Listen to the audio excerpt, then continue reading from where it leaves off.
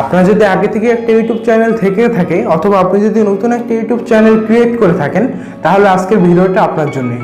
কারণ আজকের এই ভিডিওতে আমি আপনাদের দেখাবো কিভাবে আপনি আপনার ইউটিউব চ্যানেলের লোগো তৈরি করতে পারেন। সো কথা না বাড়িয়ে চলুন ভিডিওটি শুরু করা যাক। আর আমি আগেই বলে দিই, আজকে আমি এডিট করতে যাচ্ছি Pxelleb অ্যাপের সাহায্যে। সো যাদের মোবাইলে এখনও Pxelleb ইনস্টল করা নাই তারা প্লে স্টোর থেকে ইনস্টল করে নেবেন, আর আমি ডেসক্রিপশনে লিঙ্ক দিয়ে দেবো। সো চলুন ভিডিওটি শুরু করা যাক।